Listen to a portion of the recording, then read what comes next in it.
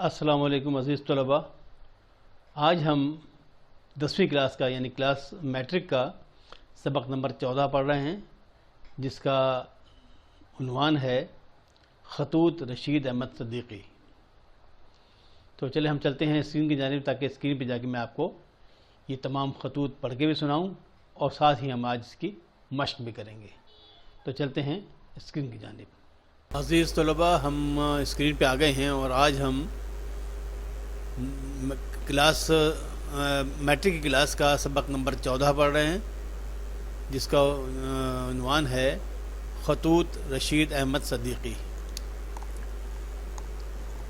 تو سب سے پہلے رشید احمد صدیقی کے بارے میں تھوڑا سا ان کے حالات کے بارے میں تھوڑا سا تبصرہ۔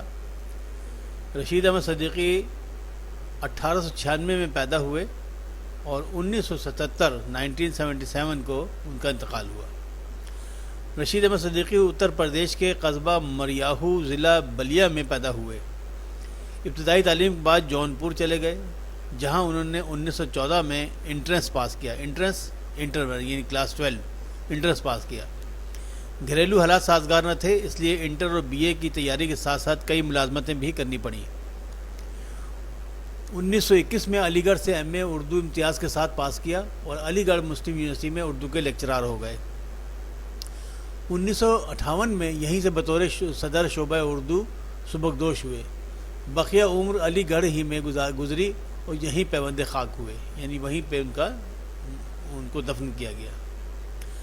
رشید احمد صدیقی ایک صاحب طرز انشا پرداز تھے۔ بنیادی طور پر وہ طنز و مزاح نگار تھے۔ سنجیدہ مزاح اور طنز و ظرافت میں وہ ایک منفرد مقام رکھتے ہیں۔ انہوں نے نہایت خوبصورت شخصی مرقع بھی لکھے ہیں۔ ان کی غیر افسانوی اور تنقیدی نثر کے مرکزی موضوعات میں علی گڑھ، اردو غزل، تحریک سر سید اور بعض تہذیبی موضوعات شامل ہیں۔ ان کے خطوں کے تقریباً 1 درجن مجموعے چھپ چکے ہیں، جو ان کی انشا پردازی کے عمدہ نمونے ہیں۔ رشید احمد صدیقی کی تصانیف میں طنزیات و مضحکات، مضامین رشید، آشفتہ بیانی میری، گنجہائے گراں مایا، ہم نفسان رفتہ، جدید غزل، غالب کی شخصیت اور شاعری، اقبال کی شخصیت اور شاعری اور خنداں شامل ہیں۔ تو یہ تو تھا رشید احمد صدیقی صاحب کے بارے میں۔ اب ہم دیکھتے ہیں ان کے خطوط کی طرف۔ خطوط رشید احمد صدیقی، تو اب ان کا یہ خطوط آپ کے کورس میں کیوں شامل کیا گئے ہیں، ان کے مقاصد کیا ہیں؟ طلباء پر مکتوب نگاری کی اہمیت واضح کرنا، یعنی خط لکھنے کے جو اہمیت ہے اس کو واضح کرنا۔ طلباء کو رشید احمد صدیقی کے خطوط کی روشنی میں ان کی شخصیت کے نمایاں پہلوؤں سے آگاہ کرنا۔ رشید احمد صدیقی کی مکتوب نگاری کے منفرد پہلوؤں کا تعارف کرانا۔ طلباء کو دیے گئے خط کے ذریعے سے تعزیت نامہ لکھنا سکھانا، تعزیت کسی کے مرنے پر اگر خط لکھا جائے تو کیسے لکھتے ہیں وہ بتانا۔ طلباء کو تحریر کے ذریعے سے معافی الضمیر ادا کرنے کا سلیقہ سکھانا۔ معافی الضمیر یعنی آپ کے جو اصل آپ کہنا چاہتے ہیں اسے کہتے ہیں معافی الضمیر۔ تو اس مطلب تحریر کے ذریعے آپ جو کچھ کہنا چاہتے ہیں اس کو لکھنے کا طریقہ کیا ہے، سلیقہ کیا ہے، وہ بتانا۔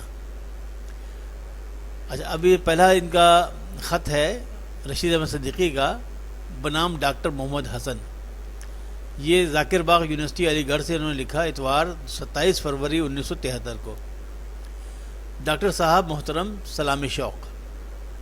سب سے پہلے نوازش نامے ہی سے 24 فروری کو خوشخبری مل گئی تھی۔ اصل میں ان کو اعزاز ملا تھا ساہتیہ اکادمی دہلی کی طرف سے، تو وہ اس میں ڈاکٹر محمد حسن صاحب کا بہت بڑا ہاتھ تھا، کیونکہ انہوں نے بڑی کوشش کر کے ان کی کوششوں سے ان کو یہ اعزاز ملا تھا۔ تو انہوں نے ان کو خط لکھ دیا تھا 24 فروری کو 1973 کو۔ تو اب یہ اسی کا ذکر کر رہے ہیں کہ سب سے پہلے نوازش نامے ہی سے 24 فروری کو خوشخبری مل گئی تھی، لیکن احتیاط کے خیال سے اس کا ذکر گھر والوں سے بھی نہیں کیا۔ چاہتا تھا کہ تصدیق ہو جائے تو سب سے پہلے آپ کی محبت کا شکریہ ادا کروں۔ رات ریڈیو سے اس کی تصدیق ہو گئی۔ انعام پانے کی خوشی اپنی جگہ پر رہی، لیکن اسے بھی کچھ کم متاثر نہیں ہوں کہ آپ کو میرا اتنا خیال رہا۔ سوچتا ہوں جب سے ہم دونوں کا ایک دوسرے سے سابقہ ہوا، یعنی ایک دوسرے سے ہمارا جب سے واسطہ پڑا ہے، سابقہ ہوا، آپ کی خدمات، احسانات کی تعداد، مقدار اور قدر و قیمت میری ان چھوٹی موٹی باتوں سے کہیں زیادہ ہیں جو آپ کے لیے میں نے کبھی کبھار کی ہوں گی۔ آپ کی شرافت، قابلیت اور دیرینہ وزاداری کا مجھے جو احساس ہے، میرا خیال ہے کہ آپ کے لیے کسی دوست، عزیز و بزرگ سے کم نہیں ہے۔ ان نظام خطبات کو شہرت دینے اور کامیاب بنانے میں آپ کا گراں قدر حصہ ہے۔ اللہ تعالیٰ آپ کو خوش، نیک نام اور اقبال مند رکھے، آمین۔ بیگم صاحبہ اور بچوں کو بہت بہت دعا۔ خدا حافظ، مخلص رشید احمد صدیقی۔ یہ پہلا خط تھا جو انہوں نے ڈاکٹر محمد حسن صاحب کو لکھا۔ اب جناب اس کے بعد دوسرا خط ہے۔ دوسرا خط انہوں نے لکھا ہے ظہیر احمد صدیقی صاحب کو۔ یہ بھی انہوں نے وہیں ذاکر باغ علی گڑھ مسلم یونیورسٹی علی گڑھ سے لکھا، 10 جولائی 1973 کو۔ عزیز گرامی دعا۔ یہ میں پڑھ کے اس لیے سنا رہا ہوں آپ کو کہ اس میں بہت سے الفاظ ایسے ہیں جو عموماً اردو میں مطلب آج ہمارے آج کے لوگ نہیں بولتے، کیونکہ وہ فارسی اس میں زیادہ ہوتی ہے، تو میں پڑھ کے سنا رہا ہوں تاکہ آپ ان الفاظ سے واقف ہو سکیں۔ عزیز گرامی دعا۔ مولانا ضیاء احمد صاحب مرحوم آپ کے والد محترم میرے اور کتنے ہی دوسروں کے رفیق و شفیق تھے۔ مرحوم کے سانحہ رحلت پر آپ کو اور ہم سب کو جو صدمہ ہوا ہے، اس کا اندازہ ہم سے آپ سے زیادہ اور کس کو ہو سکتا ہے۔ مرحوم کے سایہ شفقت میں آپ زندگی کے معظمات سے بہرہ مند ہوئے اور سب کی نظروں میں ممتاز و مفتخر ہیں۔ کتنی بڑی یہ سعادت آپ کو نصیب ہوئی۔ میرا خیال ہے کہ مرحوم سے شاید ہی کبھی کسی شخص کو تکلیف پہنچی ہو۔ شریف شخص کی یہ صفت سب سے معتبر مانی جاتی ہے۔ اردو، فارسی اور عربی ادبیات پر مرحوم کی نظر بڑی گہری اور وسیع اور متنوع تھی، جس کے ہم سب ہمیشہ معترف رہے اور اس سے استفادہ کیا۔ ناملائم الفاظ کبھی زبان پر نہیں لائے، بڑے شوق اور سنجیدگی سے علمی مسائل پر اظہار خیال فرماتے۔ مرحوم کی مفارقت سے مشرقی ادب اور آداب کی محفل میں جو جگہ خالی ہوئی ہے، وہ مستقبل قریب میں شاید ہی پر ہو سکے گی۔ اللہ تعالیٰ مرحوم کو سایہ رحمت میں جگہ دے اور ہم سب کو صبر جمیل عطا فرمائے، آمین۔ تیسرا خط لکھا ہے بنام پروفیسر سید بشیر الدین صاحب کو۔ یہ بھی وہیں سے لکھا جہاں یہ مقیم تھے، ذاکر باغ یونیورسٹی علی گڑھ، شنبہ 3 نومبر 1973۔ بشیر صاحب مکرم، آداب۔ 27 اکتوبر کا نوازش نامہ مل گیا تھا، جواب میں دیر ہو گئی، ورنہ خطوط کا جواب عموماً ہم روزہ دیتا ہوں، ہم روزہ یعنی اسی دن دیتا ہوں۔ اپنے اوپر کسی قسم کا بقایا نہیں رکھنا چاہتا، معلوم نہیں کب کیا ہو جائے، تو کوئی یہ نہ کہے کہ مجھ پر اسے کچھ واجب الادا تھا۔ کچھ دنوں سے ہجوم میں تنہائی کا احساس ہونے لگا ہے، جو روز بروز گہرا ہوتا جاتا ہے۔ آپ نے خود اپنے مطالعے، اپنے اشغال، علی گڑھ کی زندگی اور الہ آباد کے موجودہ شب و روز کے بارے میں جو کچھ لکھا ہے، اس کی تصدیق کرتا ہوں، اس لیے کہ زمانہ اور زندگی کی تقریباً اسی طرح کے سرد و گرم سے میں بھی گزر رہا ہوں۔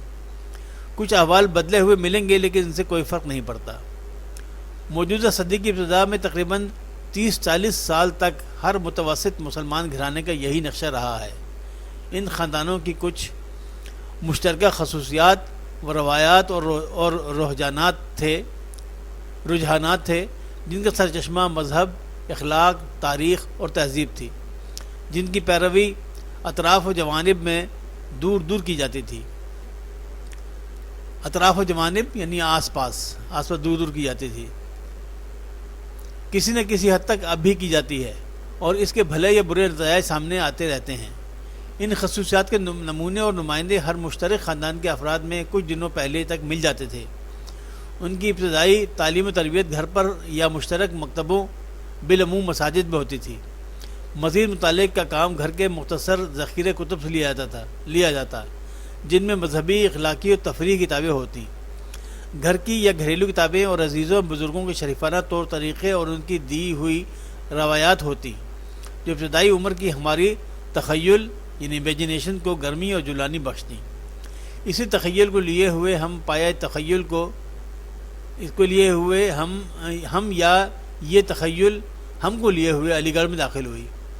یہاں سے وہ کرشمہ انقلاب یا قلب ماہیت شروع ہوتی ہے جس کا دوسرا نام علی گڑھ ہے۔ جو باتیں اس سے پہلے خواب میں دیکھی تھی ان کی تصویر و تکمیل علی گڑھ میں دیکھی اور پائی۔ اسلاف کی عظمت، خاندان کے بزرگوں کی شفقت اور سہارا اور ساتھیوں کی شرافت، سخاوت اور آرزو مندی سے آشنا اور بہرہ مند ہوا۔ ان کے ساتھ رہنے اور رنج و راحت میں شریک ہونے میں اپنی بڑائی دیکھی۔ پھر جو کچھ ہوا وہ میں اور آپ اپنی اپنی زندگی میں دیکھ کر اپنے کو مبارکباد دیں اور خوشی اور فخر محسوس کریں تو کیا حرج۔ جو باتیں اوپر عرض کی ہیں کیا میری طرح آپ پر یا آپ کی طرح مجھ پر نہیں گزری ہیں؟ جن کتابوں اور سربراہوں نے آپ کو متاثر کیا کم و بیش انہی نے مجھے بھی کیا۔ میں معلم بنا، آپ کو کتابوں کی دولت اور امانت سونپی گئی، آپ نے اس کا حق ادا کر دیا، جس کا ثبوت آپ کے ہندوستان گیر شہرت اور آپ کے مشورے اور مدد کی ہر طرف سے متواتر اور مسلسل ڈیمانڈ رہی ہے۔ آپ کے انگریزی اور وسیع و متنوع مطالعے کا ہر وہ شخص معترف ہے جو آپ کو جانتا ہے۔ آپ نے لائبریری کے تقاضوں کو ایک محتمم اور ایک جویائے علم دونوں کی حیثیت سے پورا کر دیا۔ علی گڑھ سے یہ بہت بڑی نسبت ہے جس سے آپ مدتوں یاد رکھے جائیں گے۔ علی گڑھ کا آپ کو مطالعہ قابل غور ہے۔ آپ کے دل میں علی گڑھ کی وہی قدر و قیمت ہے جو ہندوستان کے باہر کے علم و فن کی ہو سکتی ہے اور ہے، لیکن کیا کیجیے کہ ایسے لوگوں کی بھی کمی نہیں ہے جو اچھی اور بڑی چیز کا احترام کرنے کے استعداد سے محروم ہو چکے ہیں، اور یہ وہ لوگ ہیں جن کو صرف علی گڑھ کے طفیل وہ اختیار و اقتدار اور دولت نصیب ہوئی جس کا وہ علی گڑھ سے دور رہ کر خواب بھی نہیں دیکھ سکتے تھے۔ بشیر صاحب بہت کچھ اور لکھنا چاہتا تھا لیکن تھک گیا۔ اچھا بشیر صاحب، خدا حافظ۔ متعلقین کو دعا، محترمہ بیگم صاحبہ کو سلام، مخلص رشید احمد۔ تو یہ ان کے خطوط تھے، 3 خطوط جو میں آپ کو پڑھ کے سنائے۔ اب ہم اس کی مشق کریں گے۔ تو عزیز طلباء، اب ہم یہ 10ویں کلاس کا سبق نمبر 14 جو ہے خطوط رشید احمد صدیقی، اب اس کی ہم مشق کر رہے ہیں۔ پہلا سوال ہے، مندرجہ ذیل سوالات کے جوابات تحریر کیجیے۔ الف، رشید احمد صدیقی کے پہلے خط کے مخاطب کا نام کیا ہے؟ تو جواب ہے رشید احمد صدیقی کے پہلے خط کے مخاطب ہیں ڈاکٹر محمد حسن۔ بے، خطوط کا جواب عموماً ہم روزہ دیتا ہوں، اس سے کیا مراد ہے؟ جواب اس کا کہ ہم روزہ سے مراد ہے اسی روز۔ جیم، مکتوب نگار نے خاندانوں کی مشترک خصوصیات و روایات کا سرچشمہ کس کو قرار دیا ہے؟ تو اس کا جواب ہے کہ مکتوب نگار نے خاندانوں کی مشترکہ خصوصیات اور روایات کا سرچشمہ مذہب، اخلاق، تاریخ اور تہذیب کو قرار دیا ہے۔ جز دال ہے کہ ظہیر احمد صدیقی کے نام مکتوب میں کس شخصیت کی وفات پر اظہار تعزیت کیا گیا ہے؟ تو جواب ہے کہ ظہیر احمد صدیقی کے نام مکتوب میں مولانا ضیاء احمد صاحب کی وفات پر اظہار تعزیت کیا گیا ہے۔ اگلا سوال ہے کہ ڈاکٹر محمد حسن کا شکریہ کس بات پر ادا کیا گیا ہے؟ تو جواب ہے کہ ساہتیہ اکیڈمی دہلی کی جانب سے اعزاز ملنے پر۔ سوال نمبر 2، متن کی روشنی میں قوسین میں دیے گئے الفاظ میں سے درست لفظ کا انتخاب کر کے خالی جگہ کو پر کیجیے۔ الف، رشید احمد صدیقی نے اپنے خوابوں کی تعبیر ڈیش میں پائی، تو اس میں آگے 3 چوائسز ہیں، کلکتہ، علی گڑھ، دہلی، تو صحیح جواب ہے علی گڑھ۔ بے، سید بشیر الدین لائبریری کے محتمم کے علاوہ ڈیش بھی تھے، یہاں اس ڈیش میں کیا آئے گا؟ علم کے متلاشی، یعنی علم کو تلاش کرنے والے۔ جیم، رشید احمد صدیقی بشیر احمد صاحب کو مزید لکھنا چاہتے تھے مگر آگے کیا ہے؟ ڈیش میں انہیں نیند آ گئی، وہ تھک گئے اور ایک اور کام میں مصروف ہو گئے، تو صحیح جواب ہے وہ تھک گئے۔ دال، صدیقی صاحب نے ڈیش کے والد صاحب کی وفات پر انہیں تعزیتی خط لکھا۔ کس کا خط لکھا؟ ظہیر احمد صدیقی کو۔ رشید احمد صدیقی کو 24 فروری 1973 کو ایک ڈیش ملی، کیا ملی؟ خوشخبری۔ سوال نمبر 3، سبق خطوط رشید احمد صدیقی کا متن ہم مد نظر رکھ کر درست جواب پر ٹک کا نشان لگائیں۔ الف ہے، رشید احمد صدیقی نے خطوط کس شہر سے بھجوائے؟ صحیح جواب ہے علی گڑھ۔ بے، رشید احمد صدیقی نے اپنے خط میں کس کے گراں بار احسانات کا شکریہ ادا کیا؟ ڈاکٹر محمد حسن۔ جیم، رشید احمد صدیقی نے خط میں کس کے سانح رحلت کا ذکر کیا ہے؟ مولانا ضیاء احمد۔ دال، مکتوب نگار نے اپنے خط بنامے ڈاکٹر محمد حسن میں کس خوشخبری کا ذکر کیا ہے؟ ساہتیہ اکیڈمی کی طرف سے ملنے والے اعزاز کی۔ ہے، خط بنام پروفیسر بشیر احمد میں کن لوگوں کے احترام کرنے کی صلاحیت سے محرومی کا ذکر کیا ہے؟ تو جواب ہے علی گڑھ کی ناقدری کرنے والے۔ دال، ہے کہ واو جو ہے وہ بہت کچھ اور لکھنا چاہتا تھا لیکن تھک گیا۔ صدیقی صاحب نے جملہ کس کے نام لکھا؟ صحیح جواب ہے سید بشیر الدین کے نام۔ سوال نمبر 3، درج ذیل الفاظ کو اپنے جملوں میں اس طرح استعمال کریں کہ اس کا مفہوم واضح ہو جائے۔ پہلا ہے استعداد کے لیے ہم نے جملہ بنایا ہے کہ آپ جو قیمت مانگ رہے ہیں وہ میری استعداد سے باہر ہے، یعنی استعداد کہتے ہیں ہمت کو، میری طاقت سے باہر ہے۔ آپ جو قیمت مانگ رہے ہیں وہ میری استعداد سے باہر ہے۔ کرشمہ کا جملہ ہے یہ ماں کی محبت کا کرشمہ ہے کہ بیٹا گھر واپس آ گیا۔ اسلاف کہتے ہیں بزرگوں کو، یعنی اگلی جو گزری ہوئی نسلوں کو۔ فقط اپنے اسلاف کے کارناموں کو یاد کرتے رہنے سے عروج نہیں ملتا، مطلب یہ کہنا کہ ہمارے آباء و اجداد بڑے اونچے عہدوں پہ فائز تھے یا بہت عالم فاضل تھے، وہ تو تھے لیکن آپ کیا ہو، آپ اپنے بارے میں سوچیں کہ آپ نے کیا کیا۔ تو اس لیے کہتے ہیں کہ اسلاف کے بارے کارناموں کو صرف یاد کرتے رہنے سے عروج نہیں ملتا۔ اس کا ایک دوسرا جملہ بھی کہا جاتا ہے کہ پدرم سلطان بود، یعنی میرے والد بادشاہ تھے، تو بھائی بادشاہ تمہارے والد تھے، آپ کیا ہیں؟ خود کو آگے بڑھانا اور اپنی ترقی دینا اور خود آگے بڑھنا، وہ ہے اصل بات۔ متنوع مطلب مختلف قسم کے، لائبریری میں متنوع قسم کی کتابیں ہوتی ہیں، یعنی ان کی مختلف موضوعات پر۔ اشغال شغل کی جمع ہے، جن کے اچھے اشغال ہوں وہی زمانے میں نام پیدا کرتے ہیں۔ محتمم، لائبریری کے محتمم کی اجازت کے بغیر کتاب نہیں مل سکتی۔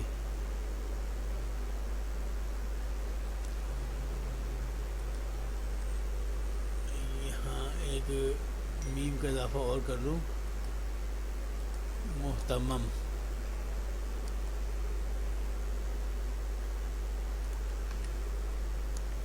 اور اس کو ملا دیتے ہیں اس کے ساتھ۔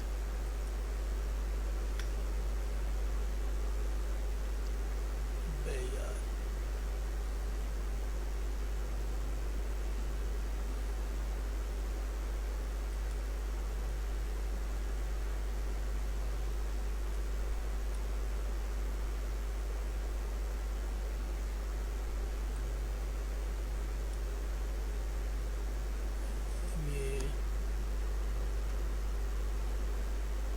محتمم، اچھا طفیل اس کا جملہ ہے کہ آپ کی دعاؤں کے طفیل مجھے کامیابی مل گئی، یعنی آپ کی دعاؤں کی وجہ سے۔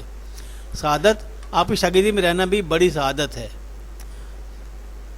معظمات، والدین کی کمائی ہوئی عزت کی وجہ سے اولاد کو بھی زندگی کے معظمات حاصل ہو جاتے ہیں، یعنی جو عظمتیں ہیں زندگی کے، معظمات کا مطلب ہے عظمت جس کی وجہ سے عظمتیں حاصل ہوتی ہیں، اور یہ زندگی کی عظمتیں کس وجہ سے حاصل ہوتی ہیں؟ والدین کی کمائی ہوئی عزت کی وجہ سے۔ سوال 5، کالم الف کے اندراجات کو کالم بے سے ملائیں، تو یہ ہم نے آپ کے لیے ملا دیا، یہ آپ سب دیکھ لیجیے گا۔ سوال نمبر 6، درج ذیل الفاظ کے متضاد لکھیے یا ان کے مخالف۔ اسلاف، نیک نام، سخاوت، اعتراف، آباد، نشیب۔ تو اسلاف کا جو وہ ہے متضاد وہ ہے اولاد، نیک نام بدنام، سخاوت کا ہے کنجوسی، اعتراف کا ہے انکار، آباد کا ہے غیر آباد، نشیب کا ہے فراز۔ اردو زبان اور مختلف انداز بیان، معاشرے میں ہمیں بے شمار لوگوں سے واسطہ پڑتا ہے، ان میں ہر ایک اپنی سوچ، سمجھ، علم و تجربے کی روشنی میں گفتگو کرتا ہے، گویا ایک ہی بات کے انداز بیان مختلف ہو سکتے ہیں۔ آپ کمرے میں بیٹھے ہیں اور چاہتے ہیں کہ کھڑکی بند کر دی جائے، تو دیگر لوگ بھی موجود ہیں، کھڑکی کے قریب بیٹھے نوجوان سے کیا کہیں گے؟ ایک بزرگ کہیں گے برخودار ذرا کھڑکی تو بند کر دیں، کوئی نوجوان کہے گا پلیز کھڑکی بند کر دیجیے، ایک اور فرمائیں گے کھڑکی بند کر دو، ایک اور نوجوان اگر زحمت نہ ہو تو یہ کھڑکی بند کر دیں، ٹھنڈی ہوا آ رہی ہے۔ اس کے علاوہ بھی ہم کئی اور انداز میں زبان لکھتے اور بولتے ہیں، مثلا گاڑی تیز چلانے کی بنا پر آپ کا کوڈ 11 کے تحت چالان کیا جاتا ہے، آپ کا تبادلہ زیر چٹھی نمبر 212/E بتاریخ 23 اگست 2013 میں کر دیا گیا ہے۔ کرکٹ ٹیم کا 233 رن بنا کر آؤٹ ہو گئی، سیریز اب جیتنے میں مشکلات کا سامنا ہے۔ کمپیوٹر کے سافٹ ویئر اور ہارڈ ویئر کا فرق معلوم ہونا چاہیے۔ آپ نے دیکھا کہ اخباری، دفتری، قانونی اور تکنیکی زبان کافی حد تک ایک دوسرے سے مختلف ہے۔ ہمارا ہر جملہ اپنے لب و لہجے، اسلوب اور لفظوں کے انتخاب کی وجہ سے ایک دوسرے سے مختلف ہوتا ہے۔ آپ نے یہ بھی دیکھا ہوگا کہ مضمون، کہانی، خط اور درخواست لکھنے کے انداز بھی مختلف ہوتے ہیں۔ آپ مختلف جملے بول کر لکھ کے بتائیں کہ ان کے کون سے انداز بیان ہیں۔ اب میں آپ کو کچھ انداز بیان آپ کے لیے لکھ دیا ہے۔ اکھڑ اندازہ، یعنی وہ جو جیسے کسی کو مطلب ہے کہ جیسے یہ ہے نا یہاں پر کھڑکی بند کر دو، یہ اکھڑ انداز ہے۔ شائستہ انداز، جیسے پلیز کھڑکی بند کر دیجئے، یا ایک بزرگ نے کہا برخدا یہ پلیز کھڑکی بند کر دیجیے، یہ شائستہ انداز ہے۔ یا ایک اور نوجوان نے کہا کہ زحمت نہ ہو تو یہ کھڑکی بند کر دیں، ٹھنڈی ہوا آ رہی ہے، یہ ہے شائستہ انداز۔ شفقت آمیز انداز، یہ جو جیسے بزرگ نے کہا نا کہ برخودار ذرا کھڑکی بند کر دیں، یہ شفقت آمیز انداز ہے۔ مؤدبانہ انداز، جیسے بادشاہوں کو یا بڑے افسروں کو مخاطب کیا جاتا ہے تو اس انداز کو کہتے ہیں مؤدبانہ۔ دفتری انداز، یہ جو اوپر لکھا ہے کہ آپ کا تبادلہ چٹھی میں، یہ جو ہے یہ دفتری انداز ہے۔ قانونی انداز، مطلب آپ کو فلاں دفعہ کے تحت آپ کا چالان کیا جاتا ہے، وہ قانونی انداز ہے۔ تکنیکی انداز، کمپیوٹر کے سافٹ ویئر اور ہارڈ ویئر کا فرق معلوم ہونا چاہیے، یہ ہے تکنیکی انداز۔ صحافتی انداز وہ ہے جو عموماً خبروں میں آپ دیکھتے ہیں، وہ صحافتی انداز ہے۔ ڈرامائی انداز، جو آپ ڈرامے دیکھتے ہیں اس میں جس انداز سے بولا جاتا ہے وہ ہے سب ڈرامائی انداز۔ تو جناب یہاں پہ آج آپ کا یہ سبق اور اس کی مشق ختم ہوتے ہیں۔ عزیز طلباء، آج میٹرک کا یہ جو 14واں سبق ہے، یہ سبق بھی اور اس کی مشق بھی آج ختم ہو گئے۔ اب انشاءاللہ ہم اگلا سبق لوڈ کریں گے، اور میں نے یہ سوچا ہے کہ چونکہ ابھی امتحانات کا اعلان ہو گیا ہے اور میٹرک کے اور انٹر کے امتحان پہلے ہو جانے ہیں، اس لیے میٹرک اور انٹر کے جو وہ ہیں کہ اسباق وہ میں جلدی اپلوڈ کروں گا پہلے، اور اسی لیے ہم نے 5ویں سے لے کر 8ویں کلاس تک کے جو اسباق ہیں ان کو مؤخر کر دیا ہے، ان کو بعد میں لوڈ کریں گے تاکہ جو بچے امتحان دینے والے ہیں ان کو جلد از جلد تمام اسباق ان کے پورے ہو سکیں۔ تو آئندہ سبق کے لیے اجازت چاہتا ہوں، اور اجازت چاہنے سے پہلے میں یہ عرض کر دوں کہ اگر آپ چاہتے ہیں کہ آپ کو تمام اسباق کی فوری اطلاع ہو تو آپ اس چینل کو سبسکرائب کر لیجئے، بیل کے آئیکن کو دبا کر آل کو سلیکٹ کر لیجئے۔ اور دیکھیے، میں پھر آپ سے کہہ رہا ہوں کہ امتحان قریب آ گئے ہیں، آپ اس کو اردو کو آسان مت سمجھیے، یہ پورے 100 نمبر کا لازمی مضمون ہے۔ اس میں نہ صرف پاس ہونا ضروری ہے بلکہ اگر آپ اس میں اچھا سکور کرتے ہیں، اچھے نمبر لیتے ہیں تو آپ کے سالانہ امتحانات کا نتیجہ اس سے بہت بہتر ہو سکتا ہے۔ لہٰذا آپ اور آئندہ آپ کو کالجوں میں اچھے کالجوں میں داخلے میں بہت آسانی ہو سکتی ہے۔ تو آپ اس کو مضمون کو تھوڑی سی توجہ چاہیے، کیونکہ یہ دیکھیں یہ آپ کی قومی زبان ہے، کوئی اتنی مشکل چیز نہیں ہے، بس ذرا سی توجہ کی ضرورت ہے۔ میں چاہتا ہوں کہ تمام بچے اس سے استفادہ حاصل کریں اور اچھے نمبر حاصل کریں۔ تو اجازت چاہتا ہوں، اللہ حافظ ناصر، فی امان اللہ۔